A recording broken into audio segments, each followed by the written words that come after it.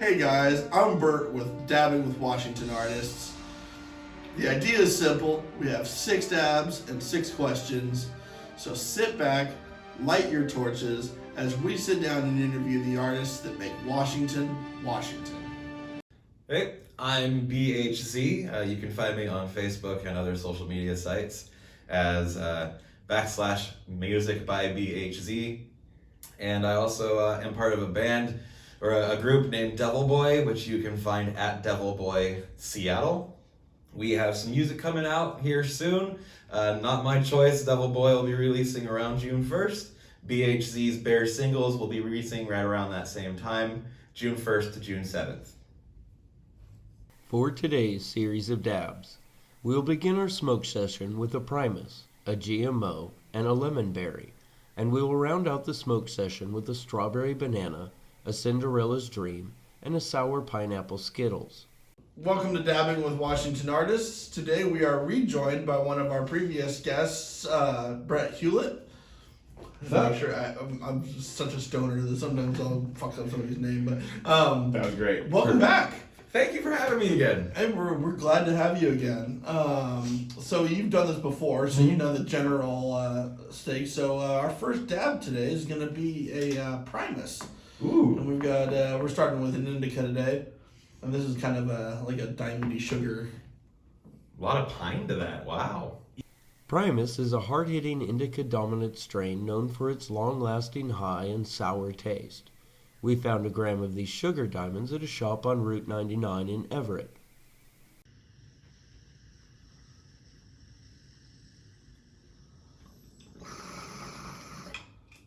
Perfect.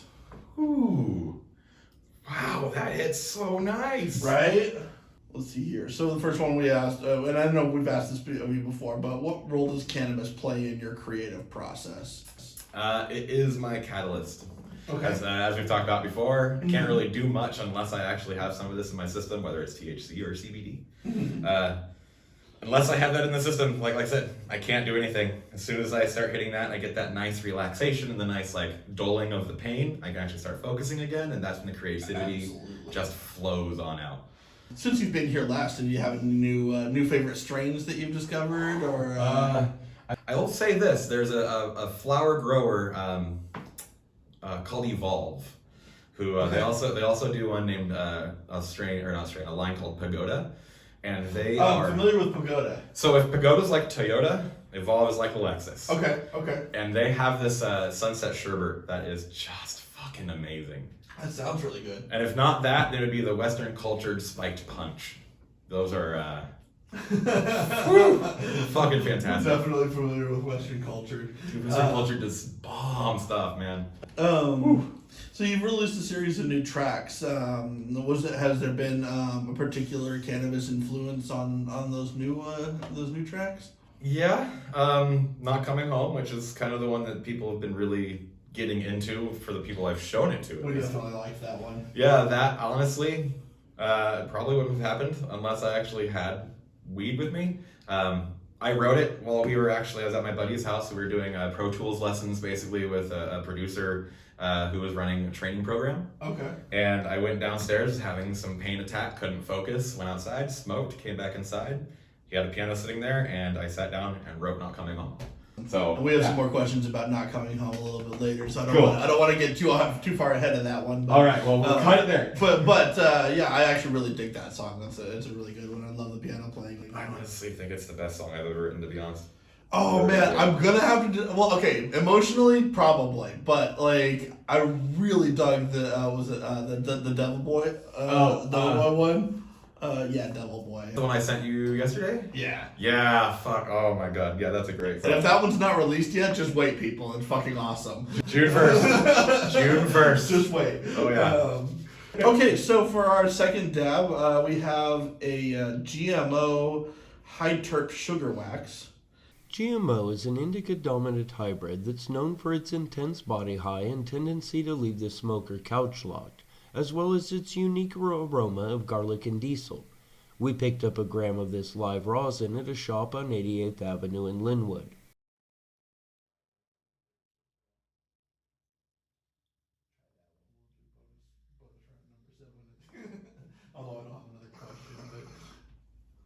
We did do that once, though. So the second question is one we ask everyone, and we've asked you before. So we'll kind of build on your prior answer. So you draw a lot of influence from your diverse music scene here in Washington. How did that influence your new set releases? Honestly, I've been kind of getting mixed in with a bunch of different, I don't want to say types or castes of people, but, just different ways of life and stuff like that lately. And I used to be one of these people who, if it's not at least 3.5 minutes long, it's not a song. That kind of thing. I got a song coming out called Dreams. It's going to be on the same release as Not Coming Home.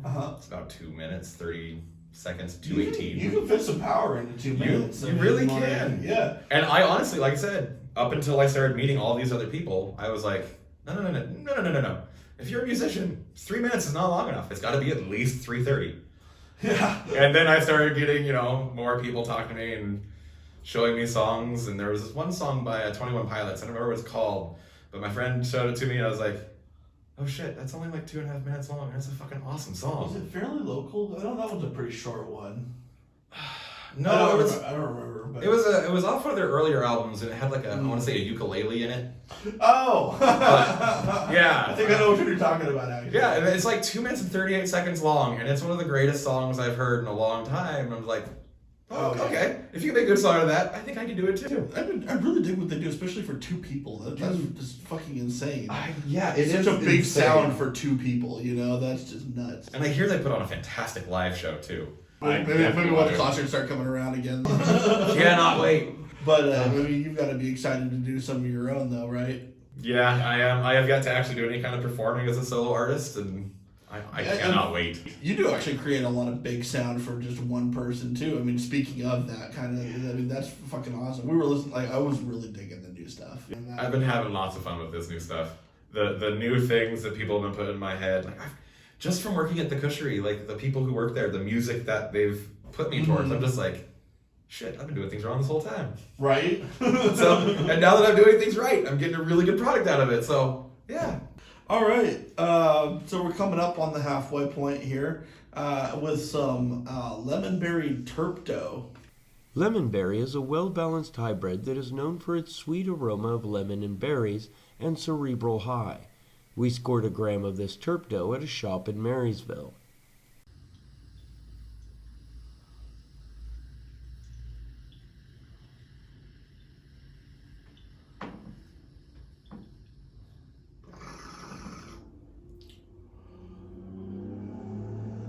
Dude, even before I started exhaling, man, that flavor. Right? Man, oh.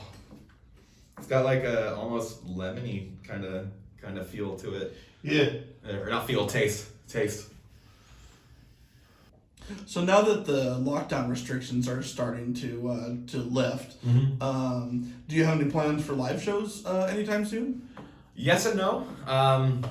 Because of issues with my hands, I can't really play guitar as much as I would like to. What happened to your hands? Nothing much has happened to them. It's just kind of, especially on the guitar that I'm using right now, because it's almost 50-year-old guitar at this point, to push down on those strings at all is hell. You're straining your hands a little too much there. Yeah, so I can't really do a lot of the stuff that I used to do, and I still want to write like that. So I know I'm going to need like somebody on stage to play guitar for me, or at least behind me. I feel that. For those moments where I just can't with my hand. Right. So that's the no part. Trying to find somebody who can play the things that I play is also kind of hard, because I don't want to sound egotistical or anything like that, but I have big hands, and a lot of people, I like doing dropped tunings on my guitar, and then doing a bar, and then adding a 7th and a 9th with my pinky and my ring finger. Just because your hands can reach it. Yeah. But then I also like to stretch it out like that, so I'm going from the 5th to the 7th, or not 5th to the 7th, 5th to the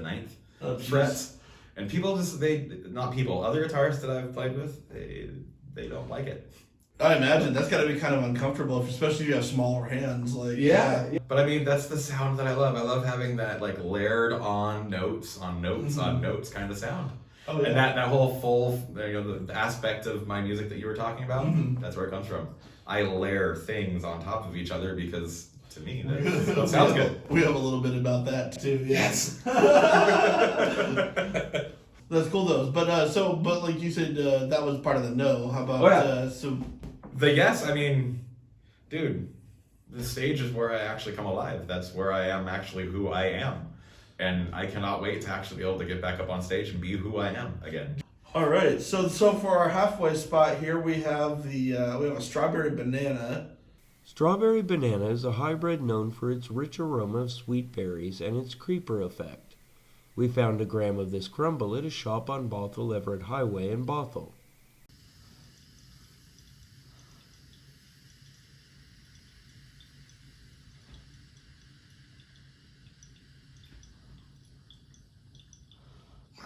Get that big ass dab.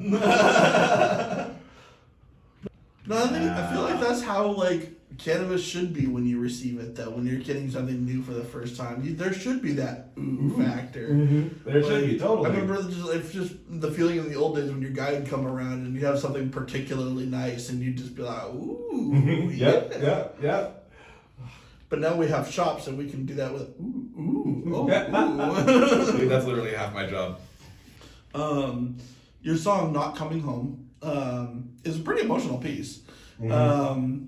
What can you tell us about it? We kind of have theories, but we were kind of. Can I hear the theories before I answer? I'll tell you one. All right, deal. We think it has to do with you leaving the Mormon church, or because you mentioned in the last interview that you were Mormon, that you're not anymore, and we had a feeling it had something to do with leaving the church and not coming back, and then moving here to Washington. That could fall. To be honest, that's just a little bit more intricate of a detail than I honestly even thought for the song. Really? Yeah. I mean, we were curious. We were listening to. I was like, what could this be about? I mean, literally, the song is basically just about cutting ties with things that are toxic in your life. Okay. So, I mean, I wouldn't necessarily say that the Mormon church was toxic in my life, but I definitely know some people who would say that just because of the way they were treated. Absolutely. You know, so, but also, you could look at it as, the way I actually tried to frame it was, like a relationship kind of song. That was another one of the theories, is that we thought it might have been like a goodbye to a previous relationship. Yeah, that's kind of where it came from. But so the real story for the song is actually a little bit more complex than all of that. Okay. It was an exercise that a psychiatry book or psychology book, I always get them mixed up, actually proposed that I do, which was something of taking self-accountability and putting out into the world. And, I lived with my friend Jenny and her son for 2 years, and throughout that time, I went from being somebody who was, like the mentor kind of thing, to basically being somebody who went to almost mentally abusive. Oh, wow. And it was all because of things I was dealing with in my personal life, health, job, all that kind of stuff. Things got really hard, and I kind of sat down and wrote those lyrics as a way of trying to get into my friend Jenny's shoes, of seeing somebody who's just come into their life, who used to be somebody that you relied on, that you've all of a sudden realized, you're the problem and I can't rely on you anymore. That's deep, man. That's fucking heavy, and it's great that somebody can own up to their own. If you don't, then you're kind of letting yourself down, in my opinion. Absolutely. So yeah, we need more self-accountability in this world for things to change anyways. Definitely. I think, and especially if everybody can, even like on the little things, if you can at least take a step back and go, I fucked up. Yeah, I messed up. Okay, I can own on to that, then yeah, exactly. Absolutely. And then, work your way up to your bigger flaws, And we all have them, even if we don't want to say we do. Absolutely. Yeah. Up until this whole point with, living with those two. Honestly, it was, I was one of those people who didn't think I had all that many flaws. I thought I was a pretty good person. Totally understand. And you're still overall a good person. And the fact that you are now aware of the flaws and you're actively making amends with them, when I was younger, I was terrible with some of my friends. Yeah. I admit that. And I've been trying to spend the last several years atoning for that, trying to be the better friend. Yeah. So I totally get that, absolutely. Yeah. And I think that's a great message for everybody out there. It is. I would agree with you. Yeah. Whew. So for our second to last here, we have Cinderella's Dream. Cinderella's Dream is a sativa-dominant hybrid known for its cerebral high and kick of energy. We picked up a gram of these saucy diamonds at a shop on Center Ave in Tacoma.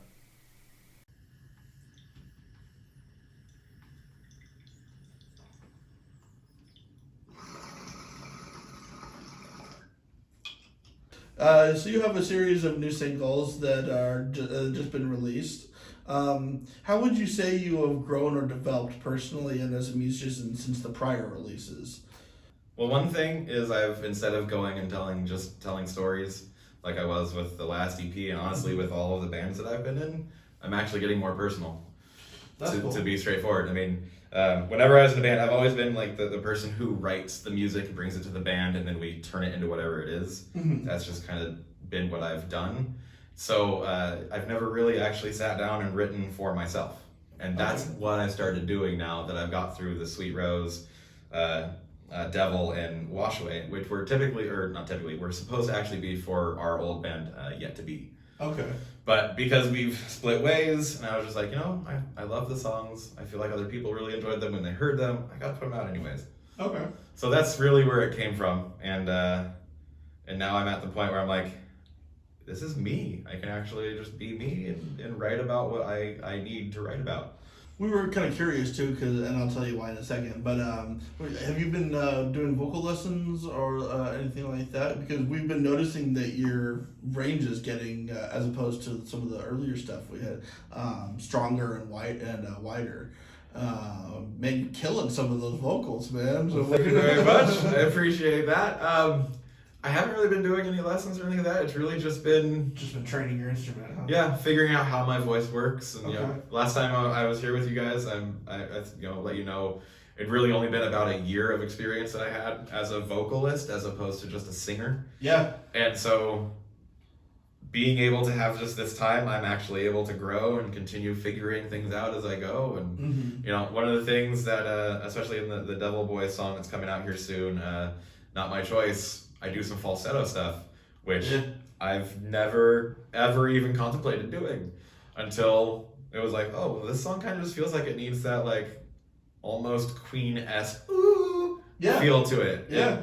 So I was like, all right, fuck it, let's do it. And we did it, and it sounded good. And yeah, we just one of the things we noticed while we were listening to some of your songs was that you're just like, it seems like you've just gotten bigger vocally. That's awesome. I thank you for saying that. I appreciate that a lot. That's we were curious. We were curious if you were doing anything in particular to do that, or if that was just, I guess there is one thing I've been doing, and it's been as a guitarist, I always would sing along with the music because I already knew the guitar. I was already listening to the guitar, and now that I've been doing the vocals, I honestly don't like singing to the music. I like hearing what every of the other artists are doing. And there was a band that I actually auditioned for. They would probably prefer I don't say their name, so I will leave that out. Cool. But I auditioned for them, and they were like, dude, your voice is awesome. We just need somebody who is a little bit more trebly. And that was kind of where I was like, well, maybe I need to try doing some falsetto and actually get myself into higher ranges. If I ever want to actually become a vocalist for a group, that might be something I need to do. And for sure, yeah. And one of my favorite artists of all time is Our Lady Peace, and their vocalist is known for doing those from down here all the way up here, those kind of lines. And so, again, fuck it, let's do it. Hell yeah, man. Yeah. And again, thank you. That's I don't even know how to respond. Thank you for that. So for this one, just because of, you'll see why in a second, but I'm going to hand you this to look at before I get it loaded and all that. Okay.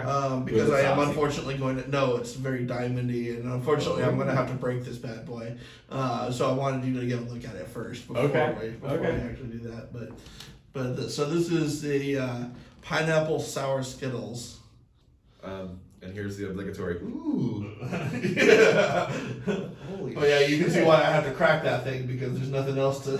I really wish you didn't have to. That's beautiful. Right? Can you show the camera? Yeah, I mean, we probably You should show the camera. That is we'll have... we have that's right. We have the glamour shots. So I'm pretty sure he's actually probably taken one of this already. So. Okay, because that nug is... Oh... That just looks like pure happiness. Sour Pineapple Skittles is an indica-dominant hybrid known for its sweet blend of fruit and citrus flavors and an energizing high that won't leave the smoker jittery. We scored a gram of these diamonds at a shop on 112th Avenue in Everett.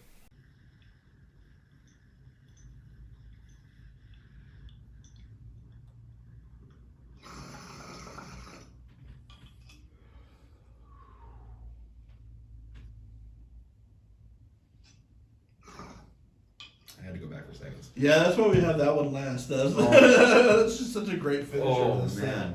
Dude, that's like I just smoked a straight bowl. That tastes amazing. Right?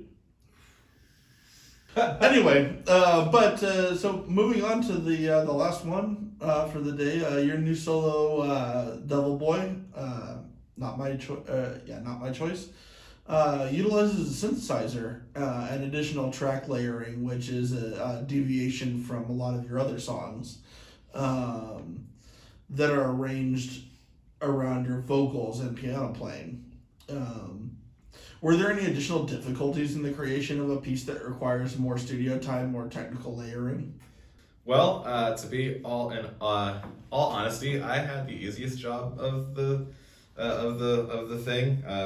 So Devil Boy is actually the group that wrote the songs. Which I don't know if we knew that when we wrote the questions, but I probably didn't even say that. I probably was just like, yeah, and here's this Devil Boy song that I'm on that's gonna release, and yeah, no. Anyway. Yeah, no. So my buddies in Devil Boy invited me to sing on a couple tracks, and at this point, since we've just been working on basically every track together, we've just decided like, okay, we're gonna be a group. And they handle everything but the vocals, except they do all the mixing for the vocals. Okay. I'm garbage at mixing. I can't. I shop that out to other people because I'm terrible at it. That's fair. So yeah, they fucking knocked it out of the park, man. That was a cool song, right? It's an awesome song. I really wish I could take credit for rewriting it. Very synth-wavy, but yeah. Oh man, yeah, no. My buddies Grill and Gene.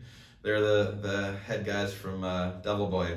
They wrote it. They shared it into the little chat that I'm part of with them. Okay. And immediately after I heard it, I literally texted them, can I please write vocals for this? Please tell me I can write vocals for this. Literally, and I can show you the text if you don't believe me. Those words. I was so stoked when I heard it. And yeah, almost immediately, literally the day after I had it, vocals were written, lyrics were written.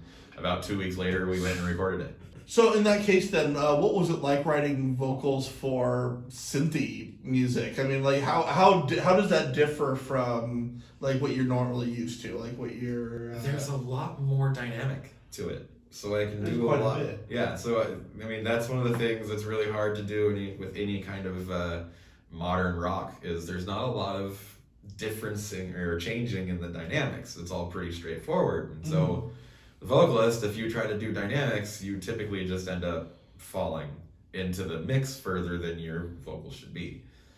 Mm-hmm. So, yes, I'm at that point where I forgot what I was just saying. What was I just saying? Yes, we're there. Yes, we did hit that good spot. I know I was talking about vocals. Oh yeah. So with writing vocals for their shit, it's just like it's easier to do because I can really I can let the writing do itself. I don't have to sit there and decide what's going to be here, what's going to be there. I can actually listen to what's happening and decide, okay, this part gets a little bit quieter. This part starts to build itself. This part is actually where the highest part is. And then here's the actual hook where everything's supposed to be. Mm-hmm. And so having that kind of build that you just really don't find in other style of music, like it happens, just not in the same way. Right. Really lends to that, like, I want to be a really dynamic vocalist. I want to be able to go really, really quiet and still have you feel engaged, but then also start yelling at you and still have you feel engaged. Well, we noticed that you played around with like a little bit of auto-tuning and like other effects on the vocals, which worked for the song. Oh yeah, totally. Yeah. Were you, when you're thinking of the actual lyrics and stuff like that, does that actually enter your mind at that time? Like, do you think, okay, I'm going to be adding effects to this portion, or does that kind of happen afterward? Kind of both. Okay. There are some things where it's like I hear it and it'll be like, oh, okay, that'll be cool there. That would be cool there. And you know, like I said, I don't actually do it. Gene is the one who actually does most of the mixing. He also goes he goes by Rio as well, underneath the Devil Boy thing. Yeah, he does most of the mixing, and we'll talk about like what happens and oh, this sounds great. This, maybe try to change that. Maybe try to change that. Okay. There's an active conversation every time we have a different thing happen, and That's cool. yeah, it's been really fun because like I said, I'm used to just walking in being like, here's a song, let's blend it to make it sound like us. And for this one, it's more like they have their portion, I have my portion, and then we actually stir the pot together. That's really cool. Yeah, it's a very different feeling, and I think that's one of the reasons why it works and why I feel like I can do a lot more with the dynamics of the music. Hey guys, thank you so much for watching. Remember to hit like or follow and share with your friends.